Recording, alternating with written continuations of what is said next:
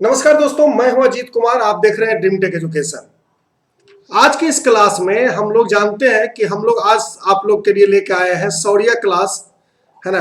Class 9th और class 10th को dream take education के चैनल पे क्लास 9th के क्लास को रफ्तार नाम दिया गया है और क्लास 10th के बैच को नाम दिया गया है शौर्य, है ना। तो शौर्य के अगले इस एपिसोड में हम लोग बात करेंगे heating effects of electric current की। आपको पता होगा कि जैसा थंबनेल के बैकग्राउंड में आपको दिख रहा होगा लिखा हुआ शौर्य, है ना। आज हम लोग बात क्या करेंगे, आज जो हम लोग पढ़ेंगे वो फिजिक्स का जो एक चैप्टर चल रहा है कंटिन्यू, उसका नाम है इलेक्ट्रिसिटी, है ना। उसका नाम क्या है, इलेक्ट्रिसिटी। इस इलेक्ट्रिसिटी के लास्ट टॉपिक के बारे में आज हम लोग बात करेंगे। क्या है लास्ट टॉपिक जी? मेरा लास्ट टॉपिक है heating effects of electric current, है ना। इस टॉपिक पर आज हम लोग बात करेंगे। तो चलिए शुरू करते हैं आज का वीडियो। सबसे पहला है कि heating effects of electric current होता क्या है सर। तो सपोज कीजिए कि ये कोई एक सर्किट है ना। ये कोई एक सर्किट है सर, है ना। यहां पे हम लोग वोल्ट मीटर लगा दिए।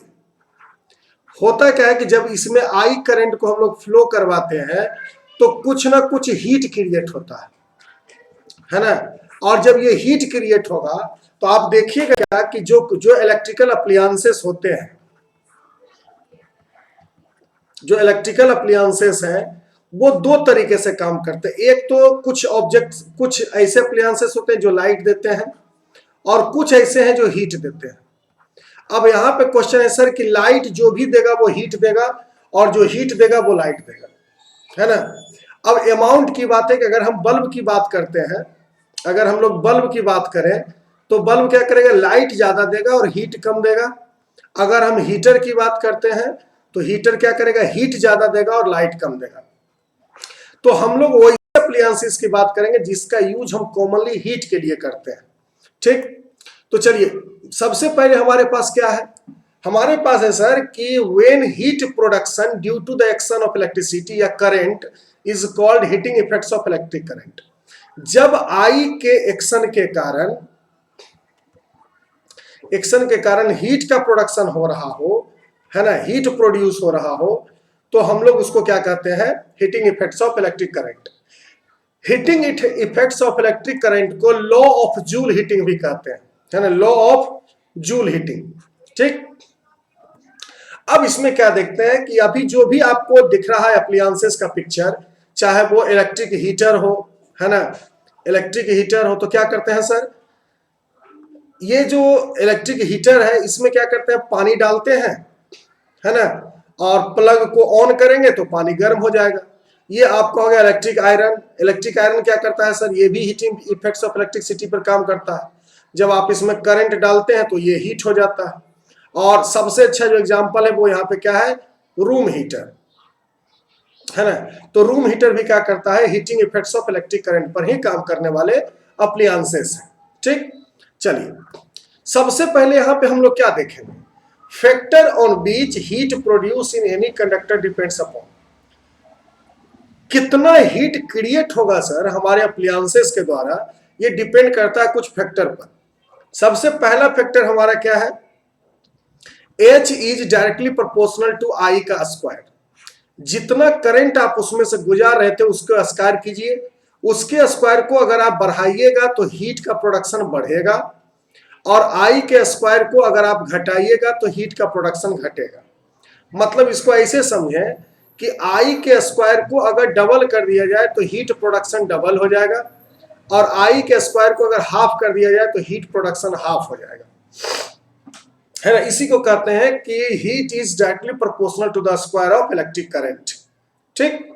चलिए अगर हम लोग को कहा जाए कि सर ये जो करंट है अगर हायर द करंट हुआ, है ना, हायर इज द करंट तो higher is the heat, higher is the production of heat, और लोअर इज द करंट तो lower is the production of heat. इस तरीके से बात करेंगे। दूसरा जो मेरा फैक्टर है वो है H is directly proportional to R। जहां आर इज इक्वल टू क्या है, रेसिस्टेंस है ना, आर इज इक्वल टू क्या है, रेसिस्टेंस है। अगर ज्यादा रेसिस्टेंस क्रिएट कीजिएगा तो ज्यादा हीट क्रिएट होगा, और कम रेसिस्टेंस क्रिएट कीजिएगा तो कम हीट प्रोड्यूस होगा, है ना। इसको हम लोग इस फैक्टर इस तरीके से समझते हैं। अब देखो क्या है कि इसको समझने का एक और आसान तरीका है। जैसे इलेक्ट्रिक बल्ब की अगर हम बात करते हैं तो उसका जो फिलामेंट होता है, इसीलिए उसको बनाया जाता है किसका, टंगस्टन का, है ना, टंगस्टन का बनाया जाता है। जो रूम हीटर होते हैं इसके फिलामेंट को बनाया जाता है नाइक्रोम का, है ना, नाइक्रोम का। क्यों? क्योंकि टंगस्टन और नाइक्रोम जो है इसका जो रेसिस्टिविटी है सर, रेसिस्टिविटी जो है वो क्या है, हाईएस्ट है, तो ये ज्यादा हीट क्रिएट करेगा। यानी कि इसको हम दूसरे तरीके से भी लिख सकते हैं, अगर रेसिस्टिविटी ज्यादा है तो वो प्रोड्यूस ज्यादा हीट करेगा, और अगर रेसिस्टिविटी कम है तो वो प्रोड्यूस करेगा कम हीट, है ना। तो इस तरीके से हम लोग यहां पे समझेंगे इसके दूसरे टर्म को। तीसरा जो मेरा टर्म है वो कहता है H is directly proportional to T, है ना, H is directly proportional to T। यहां पे T इज इक्वल टू हो जाएगा टाइम। अगर ज्यादा समय तक करंट को किसी भी सर्किट में डाला जाता है तो ज्यादा हीट क्रिएट करेगा, और कम समय के लिए डाला जाता है तो कम हीट क्रिएट करेगा, है ना। तो ये मेनली 3 फैक्टर होते हैं जिसको कि हमें इसमें पढ़ना होता है। अब देखिए क्या है कि हम लोग तीनों को डिस्कस कर चुके हैं, तो डिस्कस करने के बाद क्या मिल रहा है हमको, तीनों को डिस्कस करने के बाद मिलता है कि हमारा जो इक्वेशन 1 है सर, वो कहता है H is directly proportional to I square, दूसरा कहता है H is directly proportional to R, और तीसरा कहता है H is directly proportional to T। तो अगर हम लोग इक्वेशन नंबर 1, 2 एंड 3 से अगर हम बात करें, 3 से, तो क्या आ जाएगा, H is directly proportional to I square RT। अब आप जानते हैं कि जब भी डायरेक्टली प्रोपोर्शनल को हटाते, प्रोपोर्शनल के साइन को हटाते हैं, तो वहां पे कुछ ना कुछ कांस्टेंट डालेंगे, और ये जो मेरा कांस्टेंट होगा यहाँ पे होगा 1, है ना। ये जो कांस्टेंट होगा वो क्या हो जाएगा, 1। तो क्या हो जाएगा, H is equal to I square RT, है ना, H is equal to I square RT। इस तरीके से हम यहां से एक फॉर्मूला ड्राइव करते हैं कि अगर कोई सर्किट है सर, है ना, अगर कोई सर्किट है उसमें से आप क्या कर रहे हैं,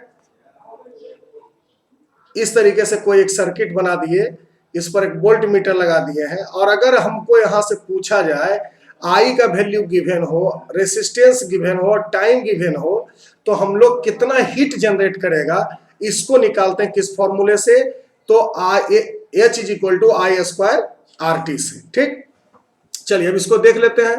सबसे पहले क्या बोले, इक्वेशन नंबर 1, 2 और 3, तो क्या पता चलेगा, H is directly proportional to I square RT, और जब प्रोपोर्शनल के साइन को हटाइएगा तो H is equal to I square RT हो जाएगा, जहां पे I स्क्वायर करंट है, R रेसिस्टेंस है, और T टाइम है, और H जो है वो हीट है।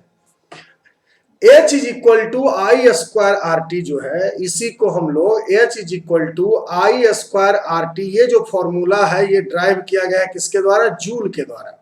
इसीलिए हम इसको कहते हैं Joule of heating, Joule of heating या law of Joule of heating, जिसको कि सब किसने प्रपोज किया था सर, तो यही है हमारे जेपी जूल। इनका नाम क्या है, जेपी जूल, है ना, जोसेफ जेम्स प्रोकोस्ट जूल, पूरा नाम यही है, जेम्स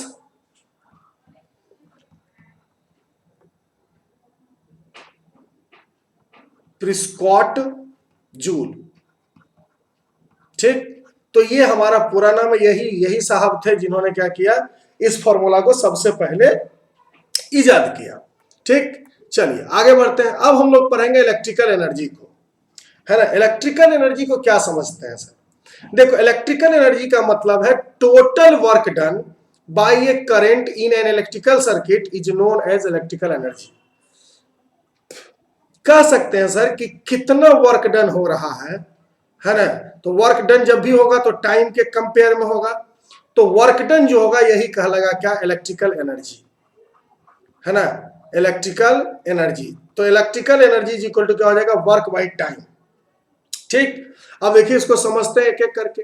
मान लेते हैं कि V जो है वो मेरा पोटेंशियल डिफरेंस है, I करंट है, Q जो है वो चार्ज है, और T जो है वो सर टाइम है ना, ये टाइम है। तो हम लोग क्या जानते हैं, करंट इज इक्वल टू, यानी कि I इज इक्वल टू होता है charge by time, charge by time.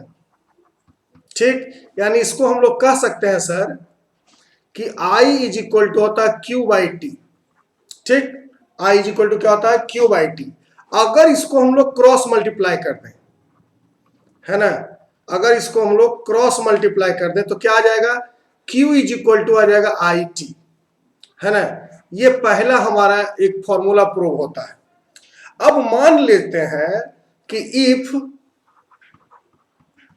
W is the work done to carry 1 coulomb of charge from one end to another end। मान लेते हैं कि ये देखो एक कंडक्टर है, इसका एक एंड A यहां पे है, यहां पे B है, एक Q चार्ज है सर। इसको हमको A से B पॉइंट तक जाने में जो भी वर्क हुआ, है ना, जो भी वर्क हुआ, तो इसको हम लोग कैसे पढ़ेंगे जी, है ना, एक एंड से दूसरे एंड को जब Q चार्ज को हम ले जा रहे हैं तो जो वर्क होगा वो कैसे होगा। तो हम लोग जानते हैं सर कि V इज इक्वल टू होता है W बाई Q। ये आप पढ़े थे पोटेंशियल एनर्जी में, जिसमें पोटेंशियल डिफरेंस पढ़ रहे थे। तो work done to carry 1 coulomb of charge, तो W इज इक्वल टू क्या हो जाएगा सर, क्यू भी। यहाँ पे एक और फॉर्मूला निकलता है जिसको कहते हैं W इज इक्वल टू भी क्यू या क्यू भी, बात बराबर है। अब देखो क्या करते हैं, हम लोग जानते हैं सर कि Q is equal to I T होता है और W is equal to Q V होता है ना, क्यू भी होता है। और एक फॉर्मूला जानते हैं हम लोग कि Q इज इक्वल टू होता है आई टी, तो इसका वैल्यू हम लोग इस फॉर्मूला पर रखेंगे। तो क्या हो जाएगा, W is equal to I T into V, यानी कि W इज इक्वल टू हो जाएगा भी आई टी। ये वर्क का पहला हमारा डिफिनेशन निकला कि अगर वर्क निकालना है सर तो पोटेंशियल डिफरेंस, करंट और टाइम दिया रहेगा, तो वर्क निकालेंगे हम किससे, W is equal to V I T से। ये पहला तरीका हो गया हमको वर्क निकालने का। ठीक, अब हम लोग इसको थोड़े से और देखते हैं यहां से। तो इसमें क्या लिखेंगे कि अकॉर्डिंग टू ओम्स लॉ, है ना। ओम्स लॉ क्या कहता है सर, ओम्स लॉ कहता है V is equal to I R होता है। ठीक, अब इस V का वैल्यू इस V पे रखिए, तो क्या हो जाएगा, W is equal to I R into T, है ना, आई आर इंटू टी। तो दूसरा फॉर्मूला क्या निकला, W is equal to I R T, है ना, आई आर टी। तो पहला फॉर्मूला हो गया आपका W is equal to V I T, दूसरा हो गया रुक जाइए, टी का वैल्यू अच्छा यहां रखना है ना, तो इसको रखेंगे इनटू आई। ठीक, तो ये क्या हो जाएगा, आई स्क्वायर आर टी हो जाएगा। ठीक, देखो करना क्या है, हम लोग क्या जानते हैं कि V इज इक्वल टू होता है आई आर और W इज इक्वल टू क्या दिए, वी आई टी, है ना। तो इस V के जगह पे इसका वैल्यू रखेंगे तो W इज इक्वल टू क्या हो जाएगा, I R into I T. तो क्या हो जाएगा, W is equal to I square R T, है ना। ये मेरा दूसरा इक्वेशन निकल गया। अब क्या करते हैं सर कि एक चीज और जानते हैं कि फिर हम लोग इसको तीसरे तरीके से देखेंगे, ओम्स लॉ से फिर इसको लेंगे। तो क्या जानते हैं ओम्स लॉ में, आई इज इक्वल टू होता है V by R, I is equal to क्या होता है, V बाई आर। तो अब क्या करते हैं, इस फॉर्मूला में आई के जगह पे सब्स्टिट्यूट करते हैं वैल्यू, इस फॉर्मूला में यहाँ पे। तो क्या जानते हैं हम लोग, W is equal to V I T में I is equal to V by R दीजिए, तो क्या हो जाएगा, V into V by R into T, है ना। तो क्या हो जाएगा, W is equal to V square by R into T. ये वर्क का तीसरा फॉर्मूला है। तो इस तीन तरीके से हम वर्क के तीन फॉर्मूले को निकालते हैं, है ना। पहला जो होता है वो होता है W is equal to V I T, दूसरा होता है W is equal to I square R T, और तीसरा होता है W is equal to V square by R into T. तो इस तरीके से हम लोग इस तीनों को समझते हैं। अब देखो इसी को हम लोग अगर यहां पे लिखे,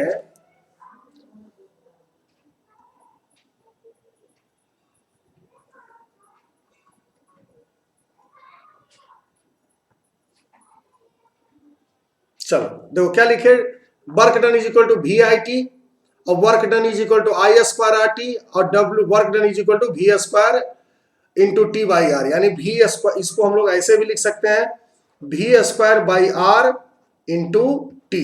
तो देखो ये वर्क डन का पहला फॉर्मूला है सर, ये वर्क डन का दूसरा फॉर्मूला है, और ये वर्क डन का तीसरा फॉर्मूला हो गया, है ना। तो वर्क डन के तीन फॉर्मूला निकल के हमारे पास आते हैं कि जब वी आई टी दिया रहेगा तो वर्क डन निकालेंगे वी आई टी से, जब आर भी दिया रहे, आई भी दिया रहे और टी भी दिया रहे तो हम लोग निकालेंगे आई स्क्वायर आर टी से, यानी कि जब पोटेंशियल, जब रेसिस्टेंस नहीं हो, है ना, रेसिस्टेंस नहीं होगा तो लगाएंगे वी आई टी, है ना। जब पोटेंशियल डिफरेंस नहीं दे रहेगा तो लगाएंगे आई स्क्वायर आर टी, और जब टाइम दिया हो, भी दिया हुआ हो और करंट नहीं दिया हो, है ना, जब करंट नहीं दिया हो तो हम लोग क्या लगाएंगे V square into R, V square by R into T. तो तीन फॉर्मूला से हम लोग वर्क डन को पढ़ते हैं। अब जो आगे पढ़ना है वो पढ़ना है हम लोग को पावर। क्या पावर कहता है सर, तो सबसे पहले डिफिनेशन पर ध्यान देते हैं। The rate at which work is done by an electrical current is called electric power. यानी कि हमको क्या करना है कि जिस रेट से वर्क डन हो रहा हो, है ना, रेट ऑफ वर्क डन, यही कहलाता है पावर, है ना। यानी कि अगर हम लिखें तो क्या हो जाएगा, power is equal to work done, है ना। रेट दिया हुआ है तो इसके लिए दिलाना पड़ेगा क्या, टाइम। तो अगर पावर को P से लिखें, वर्क को W से लिखें और टी को टाइम को T से लिखें, तो हमारा जो फॉर्मूला निकल के आएगा वो क्या आएगा, P is equal to W by T, है ना, P is equal to W by T. कोई दिक्कत। अब हम लोग जानते हैं एगेन जानते हैं सर कि W इज इक्वल टू होता है वी आई टी। तो W की जगह पे V का रखिए, तो P इज इक्वल टू क्या हो जाएगा, V I T by T. तो टी टी कैंसिल, क्या हो जाएगा, P is equal to V I. ठीक। और ऐसे स्थिति में क्या होगा कि पावर का जो यूनिट है ना, पावर का जो यूनिट है इसको हम लोग वाट में लिखते हैं, है ना, इसको हम लोग किस में लिखते हैं, वाट में लिखते हैं। इसी का अगर बिगर यूनिट लेना हो, है ना, बिगर यूनिट लीजिए, तो अगर लिखा हुआ है 10 टू पावर 3 तो इसका मतलब है किलोवाट, अगर लिखा हुआ है 10 टू पावर 6 तो ये हो गया मेगावाट, है ना। तो इस तरीके से हम लोग इसको समझते हैं। ठीक, चलिए आगे बढ़ते हैं। क्या कहता है सर, पहले इसको साफ कर देते हैं तब समझ में आएगा आसानी से।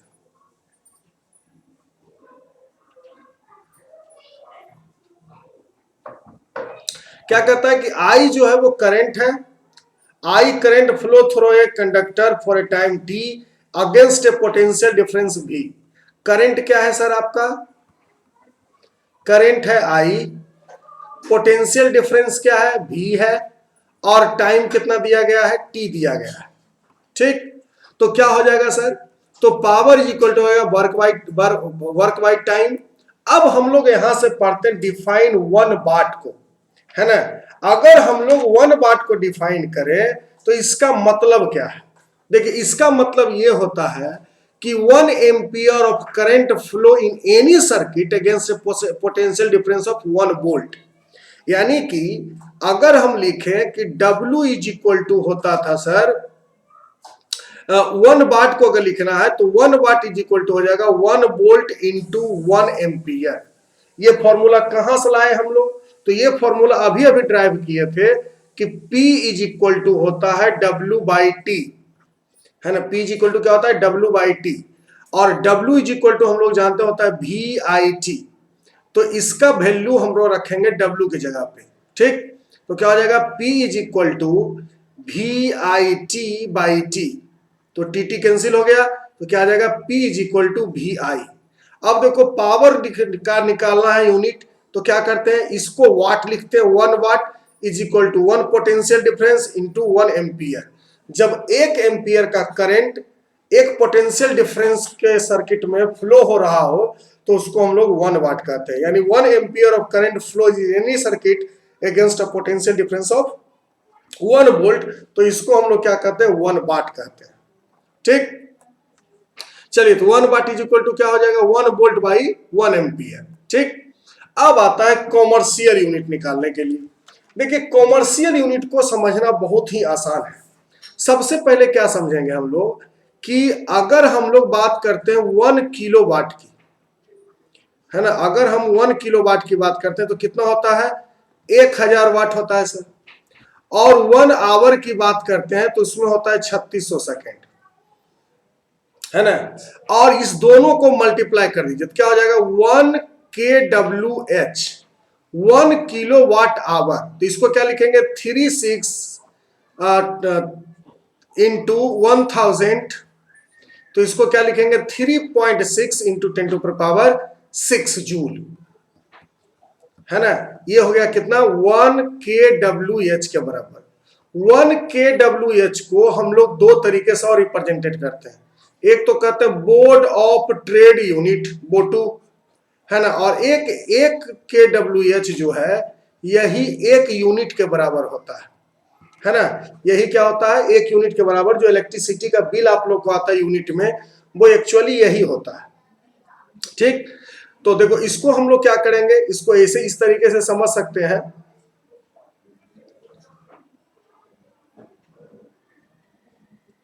देखो क्या करना है कि 1000 वाट इक्वल टू होता है 1 किलो वाट, और 1 घंटा में होता है 3600 सेकेंड। इस दोनों को अगर मल्टीप्लाई कर दे तो 3.6 इंटू 10 टू पावर 6 जूल आता है। और 1 kWh को ही हम लोग कहते हैं बोतू, है ना, बोथ ऑफ ट्रेड यूनिट। ठीक, चलिए, थैंक यू। और आपका इलेक्ट्रिसिटी का चैप्टर ये खत्म हो गया। अगले क्लास में हम लोग आपके साथ उसी चैप्टर के साथ जुड़ेंगे जिसका कमेंट सेक्शन सबसे ज्यादा नाम होगा। जिस चैप्टर का सबसे ज्यादा नाम होगा उसी चैप्टर को लेकर के आएंगे। और थैंक यू, जो मेरे चैनल पर पहली बार आए हैं वो हमारे चैनल को सब्सक्राइब करें। और कोशिश करो, तुम लोग से मेरा रिक्वेस्ट है कि जिसके पास भी मेरा वीडियो जाता है वो ज़्यादा से ज़्यादा अपने दोस्तों के बीच में शेयर करें, जिससे कि हमारा चैनल ग्रो हो और हम एफोर्ड कर सकें आपको कंप्लीट एजुकेशन देने के लिए, है ना। और अगर मेरा चैनल अच्छा से ग्रो कर रहा है, अगर 2K 3K अगर हो जाता है तो हम बहुत जल्द आपको मैथ के फैकल्टी भी ला करके देंगे। तो आपका मैथ, साइंस और SST तीनों कंप्लीट हो जाएगा इसी यूट्यूब पर। मैं हूं अजीत कुमार, साइन ऑफ।